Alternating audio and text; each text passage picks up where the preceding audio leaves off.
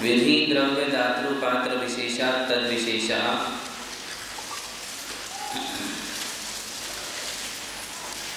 आहार दान में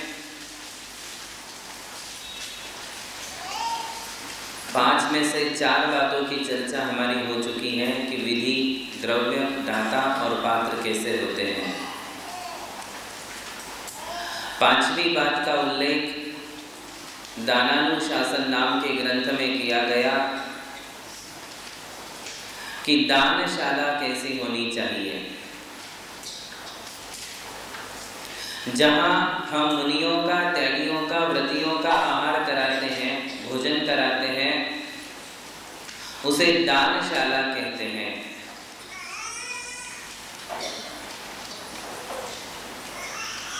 दानशाला कैसी होनी चाहिए? तो कहते हैं कि दानशाला बहुत ज्यादा कंजस्टेड नहीं हो, जगह पर्याप्त हो, प्रकाश भी पर्याप्त हो और हवा भी उसमें खेलती रहे। अनुभव की बात है, आप चौके लगाते हो तो आपको समझ में आता है, जब हम त्यागियों को पड़दाहन करके अपने घर ले जाते हैं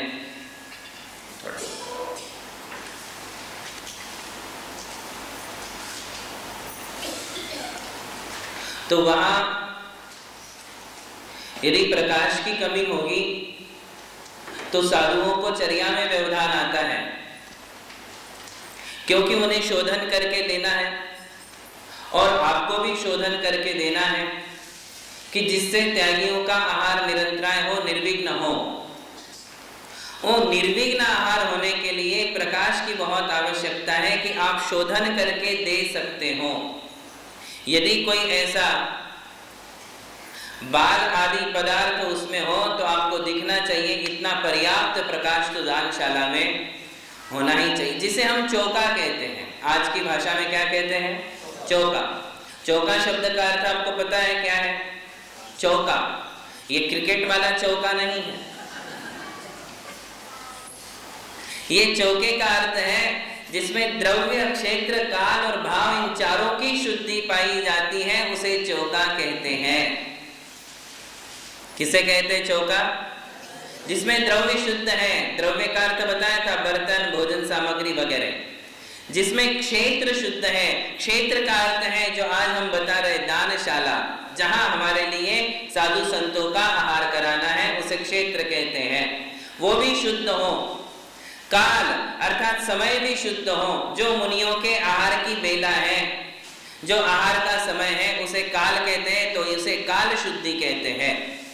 और भाव यानी हमारी भावनाएं, मन शुद्धि जिसे हमने कहा, तो वो भावनाएं भी पवित्र होनी चाहिए। इन चारों की शुद्धि जहां हो उसे चौका कहते हैं। द्रव्य, क्षेत्र, काल और भाव, इन चारों की शुद्धि हो वो चौका है। तो उसमें आज हम सीख रहे हैं कि दानशाला कैसी हो, तो दानशाला बड़ी होना चाहिए। थोड़ी भाई कोई बात नहीं, यदि बहुत ज्यादा बड़ी नहीं भी हो तो भी चलेगा, किंतु कम से कम एक त्यागी का आहार वहां आराम से हो सके, इतनी जगह तो उसमें होनी ही चाहिए। यदि एक त्यागी का आहार भी नहीं हो सकता है तो फिर वहां आहार नहीं कराना चाहिए, क्योंकि एक त्यागी के आहार में देने वालों की संख्या कम से कम 4 या 5 तो होगी ही होगी, और इससे ज्यादा कितनी भी हो सकती है, 25 भी लोग हो सकते आहार दान में। तो उस हिसाब से वो दानशाला होनी चाहिए, उतनी मात्रा में वो बड़ी होनी भी चाहिए। तो उतनी बड़ी हो कि जिसमें एक त्यागी का आहार बहुत ही शांति से हो सकता है, इतना प्रकाश उसमें हो कि हम शोधन करके दे सकते हैं और त्यागी शोध करके ले सकते हैं, है ना। तो आपका भी नियम पले और त्यागियों का भी नियम उसमें पले, और थोड़ी हवा भी उसमें खेलती हो, क्योंकि एक त्यागी है, घेर के यदि 10-15 लोग बैठ गए या खड़े हैं और हवा बिल्कुल भी नहीं है तो बहुत ज्यादा उमस होने लग जाती है, फिर पसीने से तरबतर होने लग जाते हैं, फिर वो काय से अशुद्धि वाली बातें आ जाती हैं, फिर एक हाथ से कोई पोंछ देता है अपना चेहरा पोंछ देता है, इधर उधर हाथ जाता है, तो वो सब बातें वहां नहीं होनी चाहिए। बात समझ में आ रही? तो हवा वहां खेलनी चाहिए, यानी कि वहां क्रॉस वेंटिलेशन की व्यवस्था हो तो बहुत अच्छी बात है। एटलीस्ट क्रॉस वेंटिलेशन नहीं है तो खिड़की तो होना ही चाहिए कि बाहर से हवा आती रहे। एकदम पैक यदि होगा तो साधु का आहार ठीक से आकुलता हो जाएगी, फिर उसको आहार छोड़ने की इच्छा हो जाएगी कि अब जल्दी छोड़ दो, है कि नहीं? तो उतनी ठीक से आहार नहीं हो पाएगा। इसलिए 3 बातें, वहां पर्याप्त जगह हो, वहां पर्याप्त प्रकाश हो और पर्याप्त हवा भी वहां खेलती रहे, हवा का वहां जो है प्रबंध होता रहे। ऐसी 3 बातें जो है वहां चाहिए हमारे लिए आहार में। तो उसे हम दानशाला कहेंगे, जहां हम चतुर्विध संघ के त्यागियों का आहार करवाते हैं, उस स्थान को, उस कमरे को दानशाला कहते हैं। आ गई बात समझ में? तो वहां 3 बातों की चर्चा हुई कि क्या क्या होना चाहिए। और दानशाला कैसी हो तो कहते शुद्ध होना चाहिए। अब शुद्धि का अर्थ क्या है? क्षेत्र शुद्धि का अर्थ, तो जिस कमरे में या जिस स्थान में मांसाहारियों ने आकर के भोजन किया है, देखिए और बात आ गई, जिस स्थान में मांसाहारी लोग, हमारे घर के लोग तो मांसाहारी हैं ही नहीं, शुद्ध शाकाहारी, हम जैन लोग हैं, किंतु हमारे मित्र वगैरह ने आकर के, यदि वे मांसाहारी हैं तो हो सकता है वे मांसाहारी हो सकते हैं, उन्होंने आकर के यदि भोजन किया है तो वो कमरा, वो स्थान अशुद्ध हो गया। जिस स्थान में मासिक अशुद्धि वाली महिलाओं ने स्थान किया, भोजन किया है, या वो वहां रही है, तो वो कमरा भी अशुद्ध है। तो बात आती है कि भाई फिर घर में आहार लगाना ही नहीं क्या, घर में चौका लगाना ही नहीं क्या?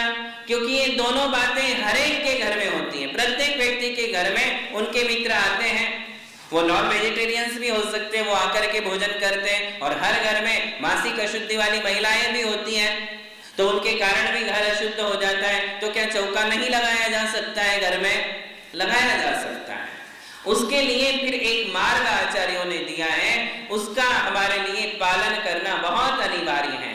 तो कहते हैं कि जिस स्थान में हमें चौका लगाकर त्यागियों का आहार कराना है, बिल्कुल नई बात है, हमारे समाज में करीब करीब लोग इस बात को नहीं जानते, घरों में चौका लगाते हैं, तो उन घरों में अशुद्ध तो वो है ही, शुद्धि तो है नहीं। अब क्या किया जाए? तो कहते हैं कि वो कमरा पहले खाली कर दो।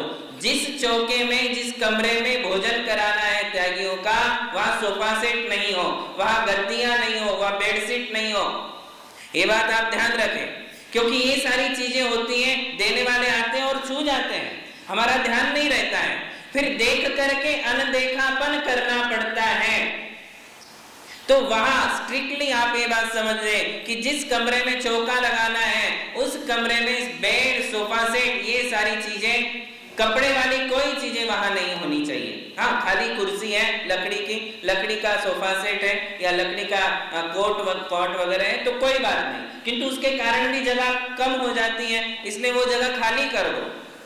1 दिन का यदि आपको लगाना है, 4 दिन को लगाना है, तो उतने दिन तक के लिए वो कमरा खाली कर दो। अब खाली करने के बाद जो अशुद्धि मांसाहारियों के संसर्ग से या मासिक अशुद्धि वाली महिलाओं के कारण उस कमरे को अशुद्धि हुई है, उसको सबसे पहले जो है चौके के पहले दिन धो करके साफ कर दो, साफ कर लो, साफ स्वच्छ कर लो, धो लो, और धोने के बाद अभी भी उसकी अशुद्धि गई नहीं है, अब उसको शुद्ध करने के लिए क्या कहते हैं? तो आचार्य कहते हैं कि सुबह सुबह जो है जिनेंद्र भगवान के मंदिर में जाकर दर्शन करके उनके अभिषेक का गंधोदक लो, और वो गंधोदक ले जा करके हमारे घर में हमारे लिए थोड़ा थोड़ा उस कमरे में डाल देना चाहिए।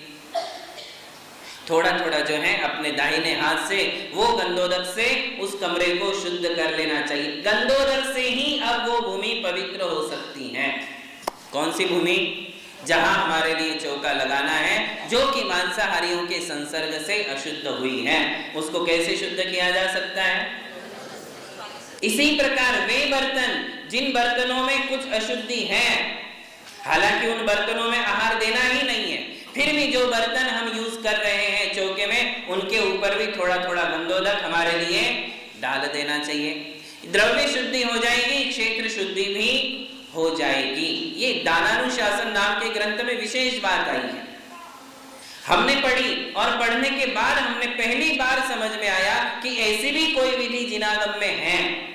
उसके पहले हमें भी पता नहीं था, किंतु जब शास्त्र स्वाध्याय किया समझ में आया कि हाँ ऐसी एक विधि है जिसके कारण गृहस्थों की जो अशुद्धियां घरों में होती हैं उन अशुद्धियों का निराकरण हो सकता है। फिर उस कमरे में हमारे लिए आहार देना चाहिए। बात समझ में आ गई आप सबके लिए, है ना? तो कौन कौन सी बातें दानशाला में जरूरी है? जगह चाहिए पर्याप्त, प्रकाश चाहिए पर्याप्त, हवा भी वहां खेलती रहे। दूसरी बात, वहां सोफा सेट बेड वगैरह नहीं रहे, किसी भी प्रकार के अशुद्धि वहां कमरे में ना रहे, खाली कर दो तो सबसे बेस्ट है। और यदि इनबिल्ट फर्नीचर है, केवल पैक है, अलग नहीं कर सकते तो वो रहने दे, किंतु जो अलग किया जा सकता है उसको आप अलग कर दे, हटा दे वहां से। और फिर जो अशुद्धि है वो अशुद्धि का निराकरण किससे करना? रूम को साफ करके धो करके फिर गंधोदक से उसकी शुद्धि कर लेना चाहिए। ये दानशाला का नियम है। आई बात समझ में? तो ये एक बात हुई दानशाला की। तो ये 5 बातें हमने सीखी हैं, विधि, द्रव्य, दाता, पात्र और दानशाला। अब इसके बाद आहार दान में क्या है? तो कहते हैं कि त्यागियों को आहार कौन सा देना चाहिए। हमने ये तो सीख लिया कि भोजन सामग्री शुद्ध होना चाहिए, पानी शुद्ध होना चाहिए। अब भक्ष्य भोजन सामग्री है जो खाने योग्य है, देने योग्य है, किंतु क्या सब देना चाहिए? वो भी जरूरी नहीं है। वहां कहते हैं कि विज्ञान गुण का प्रयोग करो और उस गुण का प्रयोग करते हुए सोचो कि हमें जो त्यागियों को आहार देना है वो कैसा होना चाहिए। ये एक विषय हम अभी प्रारंभ करते हैं कि वहां त्यागी के प्रकृति का ध्यान रखो। किसका ध्यान रखना? प्रकृति का। ऋतु कौन सी है? ठंडी के दिन है, गर्मी के दिन है या बरसात के दिन है? और साधु के साथ शारीरिक कोई समस्या तो नहीं है, बुखार है, सर्दी है, खांसी है, कोई विशेष बीमारी है, तो उस बीमारी का भी ध्यान रखो, उनकी प्रकृति का ध्यान रखो। कभी कभी ऐसी वस्तु भी चली जाती है जिसके कारण उनकी तबीयत खराब हो जाती है। देखिए हम आपको बताते हैं, पुरुषार्थ सिद्धिउपाय आदि ग्रंथों में कहा कि राग द्वेषा संयम मद दुख भयादिकम न यत् कुरुते द्रव्यम तदेव देयम सुतपः स्वाध्याय वृद्धिकरम। बोले ऐसा ही द्रव्य भोजन में त्यागियों के लिए देना चाहिए, आहार में वही द्रव्य दीजिए जिस द्रव्य के लेने से उनके स्वाध्याय में और तपस्या में और वृद्धि होती है। मौज मस्ती वाली बात नहीं आना चाहिए। ये नहीं कि मुझे भाता है तो मैं भी महाराज को खिलाऊंगा, ये बहुत टेस्टी चीज है, महाराज इससे प्रसन्न हो जाएंगे। महाराज को खुश करने के लिए, प्रसन्न करने के लिए कोई बात का प्रयोग हमारे लिए नहीं कर। खुश करने के लिए और प्रसन्न करने का यदि उद्देश्य है तो उनके प्रकृति के विरुद्ध भी कई चीजें चली जाएंगी, और जब आहार में प्रकृति के विरुद्ध कोई पदार्थ चले जाएंगे तो उनकी तबीयत साथ नहीं लेगी, तबीयत खराब हो जाएगी, तपस्या नहीं कर पाएंगे, तबीयत खराब हो जाएगी, स्वाध्याय नहीं कर पाएंगे। ऐसा आहार दे दो कि उनको लेटने की नौबत आ जाए कि अब बैठ भी नहीं सकते, चल भी नहीं सकते। यानी ऐसा आहार दे दोगे तो उनका सामायिक भी चला जाएगा, फिर हर बात उन्हें सो करके करना पड़ेगी। ऐसा आहार देने से क्या लाभ है? आहार देने का मूल उद्देश्य क्या है? मूल उद्देश्य क्या है? शरीर की स्थिति बनी रहे, शरीर का स्वास्थ्य बना रहे, और स्वास्थ्य बनने के साथ साथ इनकी साधना में वृद्धि होती रहे, इनकी तपस्या में वृद्धि होती रहे। देखिए, राग द्वेष असंयम मद दुख भय आदिकम न कुरुते द्रव्यम तदेव देयम। ऐसा द्रव्य दीजिए कि उस भोजन करने के पश्चात साधु संतों के मन में राग द्वेष की भावनाएं और घट जाएं, असंयम के भाव और घट जाएं, दुख आदि के भाव और घट जाएं, किसी प्रकार के मानसिक विकार उस भोजन के माध्यम से वृद्धि को प्राप्त ना हो, ऐसा ही द्रव्य हमारे लिए आहार के माध्यम से। आप एक दिन का सोचते हो, साधु संतों के अगले 50 साल का ध्यान रखो। कितने? कि साधुओं को अगले 50 साल साधना करना है, बची हुई शेष संपूर्ण जीवन में उनके लिए साधना करना है, तपस्या करना है। और ऐसा आहार आज दीजिए। आपके आज के आहार पर उनके अगले 40 साल टिके रहेंगे, क्योंकि आज का विचार आप करोगे तो कल जो चौका लगाएगा वो भी कल का विचार करेगा, परसों जो चौका लगाएगा वो परसों का विचार करेगा, और हर यदि चौके वाला सिर्फ आज का विचार करेगा, अगली फ्यूचर का विचार नहीं करेगा, तो फिर उससे साधुओं का, भाई आपके लिए तो साल में एक ही बार दिवाली और दशहरा आता है, आप तो साधु संतों का 12 महीना दिवाली और दशहरा कर डालते हो। बात समझ में आ रही? आपको लगता है कि साधु संत हमारे घर आज आ रहे हैं तो आज ही दिवाली है और आज ही दशहरा है, आपके लिए वो एक दिन की दिवाली दशहरा हो गया, क्योंकि साधु के चरण घर में पड़ रहे हैं। फिर दूसरे दिन जिसके घर में पड़ने वाला है वो भी यही सोचता है कि आज मेरी दिवाली दशहरा है। फिर तीसरे दिन जिसके घर में जाओगे वो सोचता है कि आज मेरी दिवाली दशहरा है। और साधु के कितने हो गए दिवालियां? उनका दिवालियां निकल जाएगा, दिवाला ही निकल जाएगा। तुम्हारे लिए एक एक दिन की दिवाली दशहरा है और उनके लिए 12 महीने हो जाएगा। 12 महीने यानी दिवाली दशहरा वाला भोजन कराओगे तो आप बताइए कैसे पच पाएगा? आप साल में एक बार दिवाली वाले आइटम बनाते हो, दिवाली के दशहरे के आइटम साल में एक बार बनते, आप एक बार खाते हो, साधु क्या रोज रोज खाएंगे? तो इन बातों का ध्यान हमारे रखना परम अनिवार्य है। श्रावक का ये विज्ञान गुण है कि कैसा आहार देना है। कुंद आचार्य ने एक बात कही है, इतनी बढ़िया बात कही है, आप सोचिए। देखिए क्या कहते हैं, अणयाराणम वेज्जा वच्चम कुज्जा जहेह जानिच्चा। प्राकृत गाता है, गब्भब्बमेव मादा पिदुच्च जहतहा निरालसया। देखिए क्या कहते हैं, बोले अनगार मुनियों की, आरिका माताओं की एल्लक शुल्लक की वैयावृत्ति कैसे करना चाहिए? तो कहते हैं ऐसी वैयावृत्ति करिए जैसे कोई माता, जैसे कोई पिता गर्भस्थ बालक की वैयावृत्ति सेवा सुरक्षा करते हैं। गब्भब्बमेव मादा, जैसे माता के गर्भ में कोई शिशु है तो गर्भस्थ बालक की सुरक्षा, उसका ध्यान वो माता कैसी रखती है। कितनी बढ़िया बात बताइए, ये रणसार की गाथा है। और उसमें कुंद आचार्य जैसे आध्यात्मिक जगत के शिरोमणि, कुंद देव को क्या माना जाता है? अध्यात्म जगत के शिरोमणि माना जाता है, समयसार के कर्ता। उन्होंने इतनी छोटी सी बात हमारे लिए समझाई, श्रावकों के लिए, कि आप साधुओं की वैयावृत्ति सेवा आहार कैसे कराओ। जैसे कोई माता अपने गर्भस्थ बालक का ध्यान रखती है। गर्भस्थ बालक ही क्यों कहा? 1 महीने का, 2 महीने का, जन्म के बाद वाली पोजीशन क्यों नहीं बताई? क्योंकि जन्म एक बार हो गया तो बहुत बड़ी समस्या से मुक्ति हो गई। सबसे ज्यादा असुरक्षा कहाँ है? गर्भ में। सबसे ज्यादा धोखा कहाँ है? गर्भ में। बाहर आने के बाद तो हम अब उसकी चाहे जैसी देखभाल कर सकते हैं, सेवा कर सकते हैं, ठंडी गर्मी से बचा सकते हैं, उसको भोजन बराबर करवा सकते हैं। इसलिए महीने, 2 महीने, 4 महीने के बालक की बात नहीं कही। कौन सी बात कही? गर्भस्थ बालक की सुरक्षा, उसकी सेवा, उसका ध्यान। एक माता और पिता भी, भले ही गर्भ धारणा माता करती हैं, किंतु उसके पिता भी उसका ध्यान पूरा रखते हैं। वैसे ही मुनियों की, आरिकाओं की, त्यागियों की सेवा कैसे करना, ऐसे ही सेवा करना। ये समझ लेना कि ये कोई जैसा कोई गर्भस्थ शिशु हो।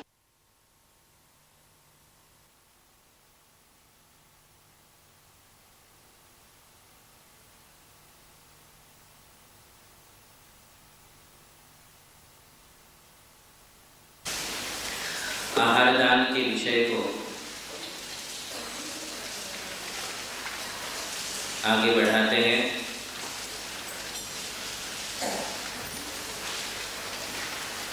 नवपुण्य प्रतिपत्ति सप्तगुण समाहितेन शुद्धेन अपसूनारंभाणाम आर्याणाम इष्यते दानम।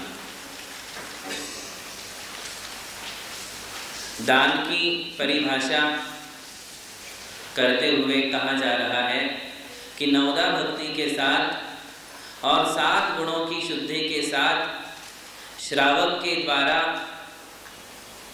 जो महामुनियों के लिए चतुर्विध संघ के त्यागियों के लिए भोजन कराया जाता है, आहार कराया जाता है, उसे दान कहते हैं।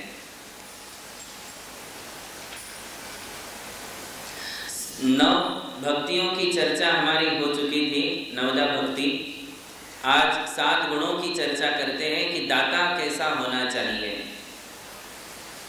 कल हमने सुना था कि दाता के लिए जिसे आहार दान देना है, साधु संतों के लिए, चाहे माताजियों के लिए, चाहे एल्लक जी शुल्लक जी के लिए, दान देने के लिए प्रथम पात्रता या नियम ये तो श्रद्धा, तुष्टि, भक्ति, विज्ञान, अलुब्धता, क्षमा और शक्ति, ऐसे 7 गुण जिस दाता में होते हैं वो दाता प्रशंसा का पात्र बन जाता है। ये अपने अंतरंग की मनोभावनाओं की बात है कि जब हम आहार दान देते हैं तो आहार दान देने के लिए हमारी मानसिकता कैसी होनी चाहिए, हमारे विचार, हमारी सोच कैसी होनी चाहिए, हमारे आत्मा के परिणाम कैसे होने चाहिए। इनकी अनिवार्यता है, इनकी बहुत आवश्यकता है। हालांकि आपकी आत्मा में, आपके मन में झांक कर कोई देख नहीं सकता है कि आपके मन में क्या विचार चल रहे हैं, आपके परिणाम कैसे हैं, ये किसी को मालूम नहीं पड़ते हैं। किंतु किसी को मालूम पड़े या ना पड़े, आपने जो दान दिया है वो यदि 7 गुणों से युक्त होकर दिया है, विशुद्ध परिणामों के साथ दिया है, तो आपके लिए उसके उत्तम फल देखने को मिलते हैं। और यदि मानसिक धाराएं अशुद्ध हैं, मानसिकता यदि निर्मल नहीं है, विकारी है, आत्मा के परिणाम अशुद्ध हैं, और फिर आपने आहार दान दिया है, तो उसके रिजल्ट हमारे लिए पूरे नहीं मिलेंगे, उत्तम फल हमारे लिए नहीं मिलेगा। जैसा बीज वैसा फल। यहाँ भी यही नियम लागू होता है कि जैसे हमारे परिणाम, जैसी हमारी शुद्धि, वैसे ही हमारे लिए फल मिलने वाले हैं। इसलिए हमारे लिए ये सारी जानकारी होना बहुत आवश्यक है कि आहार दान देने के लिए मेरे परिणाम कैसे होने चाहिए। तो सबसे पहले कहते हैं कि उसमें श्रद्धा गुण होना चाहिए। क्या होना चाहिए? श्रद्धा गुण होना चाहिए कि यही मेरे गुरु हैं, इन्हें ही आहार दिया जाना चाहिए। आहार देने के लायक पात्र इस संसार में यही मेरे गुरु हैं, इनसे बढ़कर और कोई पात्र नहीं हो सकता है। जिन्होंने जिन शासन की मुद्रा धारण की है, ऐसे आचार्य, उपाध्याय, साधु अथवा आरिका माताजी अथवा एल्लक जी और शुल्लक जी, इनके प्रति मेरी अटूट श्रद्धा है। ये सच्चे निर्ग्रंथ गुरु हैं, गुरुओं की श्रेणी में आने के लायक ये ही है, और कोई गुरु नहीं हो सकता है। इस प्रकार की जो आस्था है, ये आस्था को कहते हैं श्रद्धा गुण। ये गुण दातार में होना चाहिए कि उसकी आहार जिसको दिया जा रहा है उसके प्रति पूर्ण श्रद्धा होनी चाहिए कि इन्हें आहार देने से मेरी धन की सार्थकता है। मेरा धन जो कि मैंने कमाया हुआ है, उसका अंश यदि आहार के रूप में साधु संतों के हाथ में जाएगा, ऐसे दिगंबर जैन जिन शासन के जो आराधक हैं, ऐसे त्यागियों के यदि हाथ में मेरा आहार जाता है, मेरी कमाई के धन का अंश यदि लगता है, तो मेरा मानव जीवन धन्य हो गया, मैं एक सार्थक हो गया। इसे श्रद्धा गुण कहते हैं। फिर दूसरा गुण कहते हैं तुष्टि, अर्थात संतुष्टि। संतुष्टि शब्द का अर्थ आचार्यों ने कहा कि गुरुओं को आते हुए देख करके प्रसन्न होना, खुशी होना कि आज मेरे घर में आहार है, आज मेरे घर में साधु संत आने वाले हैं। ऐसे निर्ग्रंथ दिगंबर साधुओं के, तपस्वियों के चरण मेरे घर में आज पड़ेंगे, उनकी चरण रज लेने का अवसर मुझे प्राप्त होगा। इस बात की खुशी अंदर ही अंदर होना, ये दाता का दूसरा गुण है। प्रसन्नता होना। एक त्यागी, 2 त्यागी, 3 त्यागी, 4 त्यागी भी आ गए तो प्रसन्नता और बढ़नी चाहिए। ये मन में नहीं आना चाहिए, अरे 2 की जगह 4 त्यागी आ गए, क्यों ऐसा हो गया, मेरी तो इच्छा ही नहीं थी, 2 और एक्स्ट्रा हो गए, अब कैसा होगा। मन में इस प्रकार का रोष भाव नहीं लाना, अप्रसन्नता, नाराजगी मन में व्यक्त नहीं होने देना, मन ही मन और खुश होना कि अरे मैंने तो 2 त्यागी सोचे थे, 4 त्यागी मेरे लिए मिल गए। अर्थात आने वाले आहार के लिए पधारने वाले साधु संतों को, त्यागियों को देखकर मन ही मन अत्यंत खुशी का होना, प्रसन्नता होना, इसे दातार का कौन सा गुण कहते हैं? संतोष, समाधान, प्रसन्नता। ये दाता का दूसरा गुण है। पहला है श्रद्धा और दूसरा है संतोष अर्थात प्रसन्नता, खुशी, आनंद। बहुत आनंद होना चाहिए कि आज मुझे आहार देने का अवसर प्राप्त हो रहा है। तीसरी बात कहते हैं भक्ति। देखिए, श्रद्धा अलग है, संतोष अलग है और भक्ति अलग है। अब भक्ति किसे कहते हैं? गुणों में जो अनुराग होता है। अब त्यागी आने के बाद उनके विषय में ये बार बार विचार आना कि धन्य है इनकी तपस्या, धन्य है इनकी साधना। जो दीक्षा ले ली उस दिन से लेकर आज तक इनका एक ही नियम है कि दिन में एक ही बार आहार करूंगा, पैदल ही चलूंगा, केशलोच ही करूंगा, ब्रह्मचर्य का आजीवन पालन करते हैं। उनके गुणों के बारे में सोचना, उनके गुणों के विषय में अनुराग होना, इसे कहते हैं भक्ति। भक्ति में चाहे वो भगवान के प्रति हो, चाहे वो गुरुओं के प्रति हो, चाहे वो माता जी या एल्लम जी शुल्लक जी के प्रति हो, भक्ति में क्या होता है? उनके गुणों का चिंतन होता है, उनके गुणों से प्रभावित होना, इसे कहते हैं भक्ति। बार बार गुणों को सोचना, विचार करना और ज्यादा प्रभावित होना कि धन्य है ऐसी त्याग, ऐसी तपस्या, ये धन्यता, ये मन ही मन ऐसा विचार आना, इसे कहते हैं भक्ति। त्यागी आए हैं, आ गए हैं, घर में आ चुके हैं, बैठ चुके हैं, बैठने के बाद आहार देने तक मन ही मन ऐसा विचार आना कि देखो कैसा त्याग है। एक बार आहार ले लिया, अब दूसरे ही दिन आहार करेंगे। अंतराय आ गया तो पानी भी नहीं पिएंगे। चाहे धूप हो, चाहे सर्दी हो, चाहे बरसात हो, इनकी तपस्या में और साधना में किसी प्रकार का व्यवधान नहीं आता। ये अपनी साधना से चलायमान नहीं होते हैं, इनका त्याग धन्य है। इस प्रकार का विचार करना क्या कहलाता है? ये दाता का तीसरा गुण है, भक्ति। श्रद्धा, संतोष, भक्ति। फिर कहते हैं विज्ञान। ये बड़ा महत्वपूर्ण गुण है, ये होना बहुत ही जरूरी है। सातों गुण जरूरी है, किंतु विज्ञान गुण होना तो और ज्यादा जरूरी है। विज्ञान शब्द का अर्थ है कि आहार देने की विधि को जानना, आहार कैसे देना चाहिए, कैसे पड़गाहन आदि करना चाहिए। सब होने के पश्चात आहार में इस बात का ध्यान रखना कि ऋतु कौन सी चल रही है, इस साधु की प्रकृति कैसी है, ऋतु और प्रकृति का मिलान करके आहार देना। बात समझ में आ रही? ऋतु और प्रकृति का मिलान करके आहार देना, इसे क्या कहते हैं? विज्ञान गुण। इसकी चर्चा हम आगे करेंगे, किंतु यहाँ विज्ञान शब्द से अर्थ समझ में आ गया। ऋतु देखना कि कौन से दिन है और उसमें प्रकृति का मिलान करना कि साधु की प्रकृति क्या है। साधु को कोई बीमारी तो नहीं है, शरीर में वात, पित्त या कफ कौन सी प्रकृति है, तो मुझे कौन सा आहार देना श्रेष्ठ है कि जिससे इनकी संयम और साधना में और वृद्धि होगी। ये विचार करना कौन सा गुण है? विज्ञान गुण है, इसे विज्ञान गुण कहते हैं। तो ये चौथा गुण हो गया। फिर पांचवा गुण कहते हैं अलुब्धता। क्या कहते हैं? अलुब्धता, या इसे कहते हैं कि ऐहिक फलों की आकांक्षा न करना। अलुब्धता का अर्थ है कि आहार देने के बदले में किसी प्रकार का लोभ लालच नहीं करना। अलुब्धता, निर्लोभता, निस्पृहता, ऐहिक फलों की उपेक्षा। बात समझ रहे हो?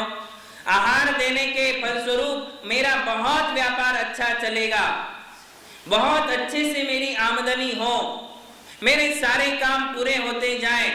आहार दान के बदले में ऐसी आकांक्षाएं करना ये दोष है, और नहीं करना दाता का गुण है।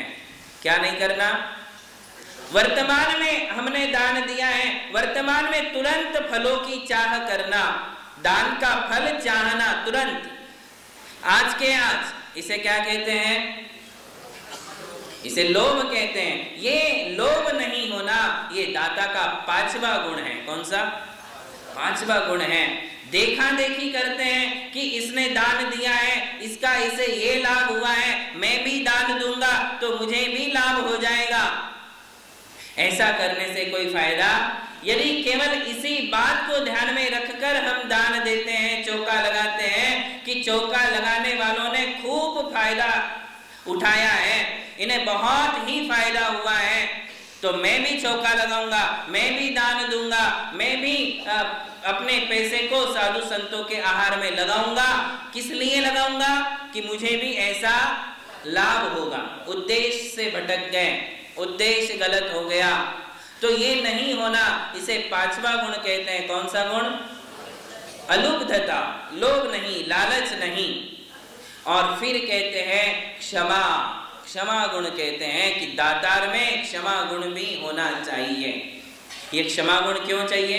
चौका लगाया किंतु कोई त्यागी नहीं आए, विधि नहीं मिली, चौका खाली गया, तो गुस्सा नहीं करना। गुस्सा आ जाता है, कई बार ऐसा होता है चौके बहुत लगते हैं, त्यागी भी बहुत है, चौके भी बहुत हैं, किंतु हमारे लिए चौका खाली चला जाता है, त्यागी नहीं मिल पाते हैं। ऐसे समय में शांत भाव रखना। क्या करना? शांत परिणाम रखना कि मैंने चौका लगाया, मैंने पड़गाहन किया है, मैंने नवदा भक्ति के भाव बनाए हैं, किंतु साधु संतों का लाभ मुझे नहीं हुआ, तो अपने कर्मों को कोसना कि आज मेरे भाग्य में साधु संत नहीं है, मेरी संपत्ति धिक्कार है कि इतनी संपत्ति है, इतना धन कमाया है, किंतु आज मुझे साधु संतों को देने के लिए अवसर प्राप्त नहीं हुआ। ऐसे और अच्छे परिणाम बनाना, गुस्सा नहीं करना। या आहार देते समय यदि किसी को ज्यादा देने को मिल गया तो भी गुस्सा नहीं करना, नहीं देने को मिला तो भी गुस्सा नहीं करना, आपके हाथ में से किसी ने कटोरी ले ली तो भी गुस्सा नहीं करना, किसी ने देने को मना कर दिया कि मत दो तो भी गुस्सा नहीं करना। वहां क्षमा भाव रखना। कईयों को बहुत चिढ़ आ जाती है, इतनी ईगो प्रॉब्लम होती है कि किसी ने सिर्फ इतना भी बोल दिया कि मत दो, तुरंत गुस्सा आ जाता है, मन ही मन गुस्सा आ जाता है। आप अपना अपना विचार करिए कि क्या हमारे साथ ऐसा होता है कि जब हमें कोई बोल दे कि इसको मत दो तो हमें तुरंत गुस्सा आता है, मन में आता है, बाहर व्यक्त नहीं होने देते हैं। ये बात अलग है, क्योंकि बाहर व्यक्त कैसे होगा? सामने महाराज श्री खड़े, रेपुटेशन खराब हो जाएगी, या बाद में महाराज श्री और कुछ बता देंगे, तो हम गुस्सा व्यक्त नहीं करते, किंतु मन ही मन गुस्सा आ जाता है। उस गुस्से को आने नहीं देना, शांत रहना, कोई बात नहीं, नहीं देना है ठीक है, पीछे हट जाओ तो पीछे हट जाना। इतनी क्षमा, इतनी शांति उस समय रखना, अहम भाव नहीं आने देना। इसे दातार का 6वां गुण कहते हैं, क्षमा। क्या कहते हैं? क्षमा। और 7वां गुण कहते हैं शक्ति। शक्ति का मतलब है उत्साह, सामर्थ्य। आहार देने का सामर्थ्य हमारा है, शक्ति हमारी है, तो हमारे लिए आहार देना चाहिए। यदि हमारा सामर्थ्य नहीं है कि हम चौका नहीं लगा सकते हैं, इतनी यदि विपन्नता है, तो फिर हमारे लिए चौका लगाना ही चाहिए, ऐसा जरूरी नहीं है। शक्ति भी होना चाहिए, सामर्थ्य भी होना चाहिए, है कि नहीं? चौके की अनुकूलता, पारिवारिक अनुकूलता भी होना चाहिए। परिवार अनुकूल नहीं है, एक व्यक्ति चाहता है कि चौका लगाओ, किंतु परिवार के अन्य सदस्य नहीं चाहते कि नहीं लगाना, तो फिर ऐसे समय शांत भाव रखो, कहीं और चौके में जाकर के देकर के आ जाओ। किंतु घर में झगड़े झंझट करके और फिर चौका लगा भी लोगे तो इससे कोई फायदा नहीं होगा। आपको सबके बुराइयां झेलनी पड़ेगी, सबका गुस्सा झेलना पड़ेगा, अति संक्लेश परिणामों के साथ आहार कराना पड़ेगा। इसलिए चौका लगाना है, परिवार की अनुकूलता है, मेरे पास सामर्थ्य भी है, मेरा उत्साह भी है, मेरा मन भी है, मेरे पास धन भी है, सारी अनुकूलता है, तो फिर चौका हम लगाएं, वरना फिर चौका नहीं लगाएं। तो शक्ति गुण भी कहा गया है, और शक्ति गुण का ये भी अर्थ है कि यदि हमारी शक्ति है तो उतने अच्छे से हमारे लिए चौका लगाना चाहिए। जैसे अभिषेक पूजन में हम उत्कृष्ट सामग्री उपयोग में लाते हैं, वैसे यदि हमारे अंदर शक्ति है, धन संपन्नता है कि हम अच्छे से चौका लगा सकते हैं, तो चौके में उत्कृष्ट द्रव्य का ही उपयोग करना चाहिए, चाहे वो बर्तन को लेकर हो, भोजन सामग्री को लेकर हो। शुद्धता का तो ध्यान होना ही चाहिए, किंतु उसमें उत्कृष्ट द्रव्य का उपयोग भी किया जा सकता है। इसे कहते हैं शक्ति गुण। समझ में आई बात? कितने गुण हो गए दाता के? बोलिए। श्रद्धा, संतोष, भक्ति, विज्ञान, अलुब्धता, क्षमा और शक्ति। ये 7 गुण जो हैं दातार में होने ही चाहिए। बात समझ में आई? कल बताया कि सप्त व्यसन नहीं होना चाहिए, 7 गुण होना चाहिए। और पहले के में सारे गुण उसमें मिला लेना। हीनांग अधिकांग नहीं होना चाहिए, चर्म रोगी नहीं होना चाहिए, सूतक पातक वाला नहीं होना चाहिए, मासिक अशुद्धि वाली महिला नहीं होना चाहिए। और भी कई बातें हैं, मैं संक्षिप्त में बता देता हूं। विजातीय विवाह वाला नहीं होना चाहिए, विधवा विवाह यदि पुनर्विवाह किया है तो भी नहीं होना चाहिए। ऐसे लोग भी आहार दान में निषिद्ध माने गए हैं। देखो शास्त्र की मर्यादा है, हम शास्त्र की मर्यादा का उल्लंघन करके आहार दे दे, आप दे दोगे, किंतु देने से फायदा होने वाला नहीं है। शास्त्र की मर्यादा का उल्लंघन करने का पाप जरूर लगेगा, फायदा होने वाला नहीं है। आप दे दोगे, कोई त्यागी ले भी लेंगे, किंतु उससे फायदा नहीं है। ऐसे समय बाहर खड़े होकर के बहुत ही भक्ति भाव से उनका आहार देखो कि ऐसा सौभाग्य मुझे भी किसी जन्म में प्राप्त हो। गलती मेरे से हो चुकी है, पश्चाताप भी मुझे हो रहा है कि इस गलती के कारण मैं आज आहार दान से वंचित हूं। बात समझ में आ रही? जैसे यदि पूरे शरीर में चर्म रोग है तो भी आहार नहीं दे सकते, हीनांग अधिकांग है, तो उस समय ये सोचना कि ये मेरे पूर्व कर्म का उदय है, मेरे पाप कर्म का उदय है कि मैं आहार देने के योग्य नहीं हूं। हे भगवान, मेरे कर्म ढीले कीजिए, मुझे भी ऐसे साधु संतों को आहार देने का अवसर प्राप्त होने दीजिए। वहां अनुमोदना पर्याप्त है। क्या पर्याप्त है?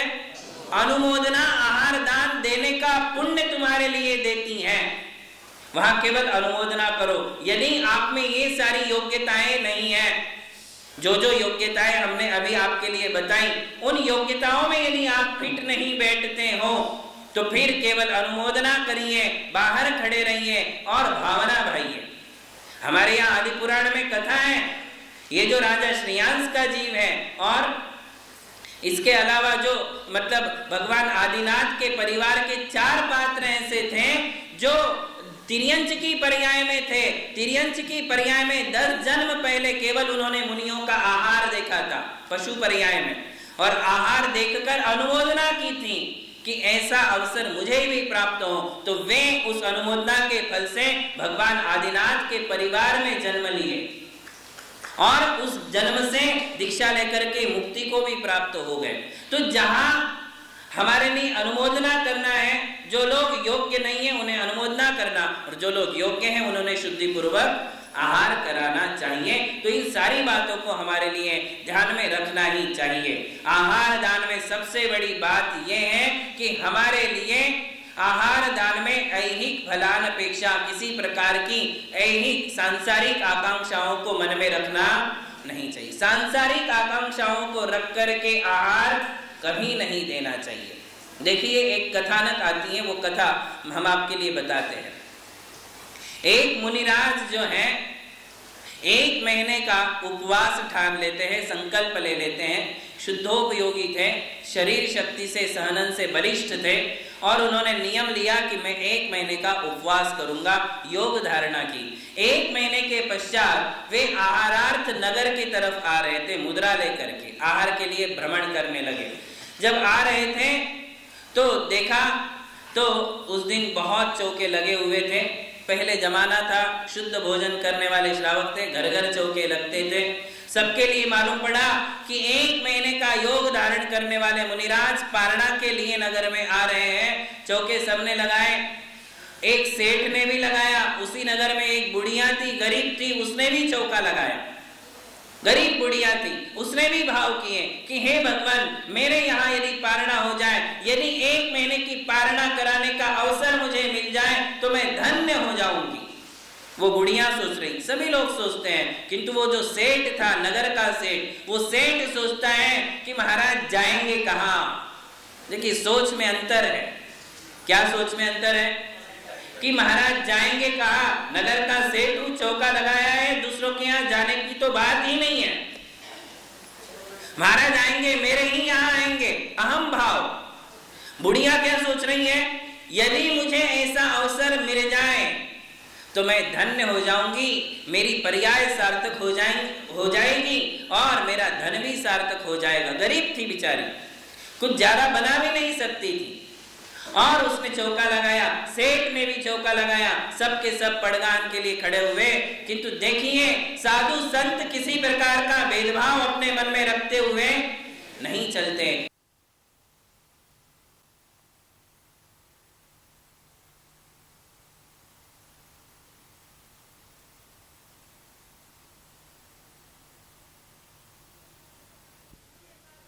सूर्य का प्रकाश, चंद्र का प्रकाश जैसे भेद नहीं करता है कि मैं केवल अमीरों की छत पर ही जाऊंगा, गरीबों की झोपड़ियों पर नहीं जाऊंगा, ऐसा भेद कभी सूर्य नहीं करता है, ऐसा भेद कभी चंद्रमा नहीं करता है। नदी का पानी सबके लिए होता है, वैसे साधु संतों का आशीर्वाद एवं उनकी कृपा, उनकी नजर सबके लिए समान होती है, किसी प्रकार का भेद नहीं होता है। उन्हें क्या लेना देना कि राजमहल में चौका लगा है या किसी बंगले में लगा है कि किसी झोपड़ी में लगा है। विधि यदि मिल रही है वहां जाकर के आहार करेंगे, उनकी अपनी विधि थी और विधि के अनुसार वे निकले थे। सेठ अंदर ही अंदर अहम के भाव जागृत कर रहा था कि बस अब महाराज आएंगे, आएंगे, मेरे ही आएंगे, दूसरी जगह जाने का सवाल ही नहीं उठता है। और बुढ़िया मन ही मन भाव कर रही है कि मेरे यहाँ गुरुदेव का पालना हो जाए तो मैं धन्य हो जाऊं। विचारों में अंतर है। भक्ति यदि मन में है तो विचार वैसे निकलेंगे, अहंकार यदि मन में है तो विचार वैसे ही निकलेंगे। अहम के विचार अलग हैं, भक्ति के विचार अलग हैं। और संयोग ऐसा हुआ कि मुनिराज की विधि उस बुढ़िया के यहाँ ही मिली और महाराज उसके यहाँ पड़क गए। बुढ़िया भाव विभोर हो गई, उसके आनंद का पारावार नहीं था, बस नाचने की कमी थी और उसने खूब भक्ति के साथ महाराज श्री को पड़गाहन किया, परिक्रमा लगाई, अंदर लेकर के गई। और इधर सेठ की प्रवृत्ति देखो, अहम था वो अहम गुस्से में परिवर्तित हो गया। किस में बदल गया?